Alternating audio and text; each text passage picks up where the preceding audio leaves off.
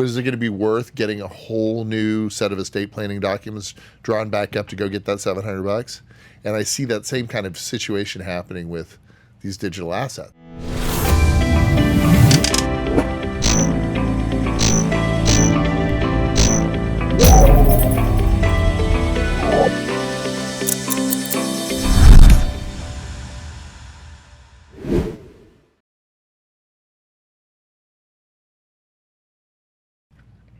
I had a call yesterday with a client, and it was just a matter of, why don't we just do it now? Because if I tell you what you need to do, you're just going to wait another 2 years until you do it. So it's the same thing. That's all financial matters. When I used to run that credit repair business, yeah, like part of we built it into the profit model after a while. Is like, people are just not going to do anything. So we don't have to hire as many people to build for capacity. So like 50% of people are just not going to send their credit reports in. Yeah.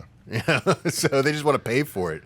What's real difficult, and this is something that I haven't been able to find a way around, and it's really frustrating, but I challenge both of you guys to go on to whatever states you've ever lived in the past, if you lived in any state, and literally type in your name in the into the state's database. Like if you're Bucko and if you're in Pittsburgh, literally just type into Pennsylvania's directory, like their state website, unclaimed funds Pennsylvania, and type in your name and see if there's anything out there. Now, I have a lot of clients that have passed away. We did the best we could trying to find those assets, but you never know. Like 30 years ago, they may have had a check that like was from a maintenance or somebody, and we found it, and they've already closed their estate, and it's for like $700. Now, it's not nothing. It's still $700.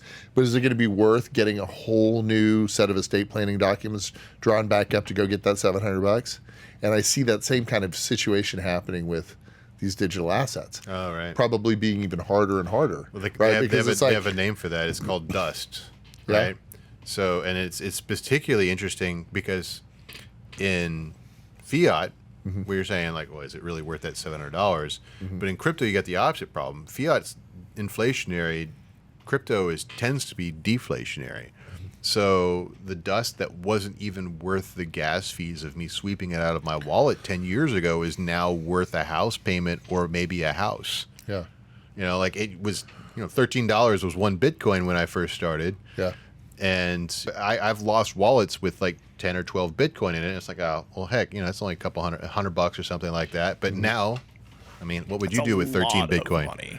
I would do so much with 13 Bitcoin. Hey, thanks for watching The Merge. We've got a ton more stuff for you to watch on YouTube, on Instagram, on TikTok, everywhere. Check us out.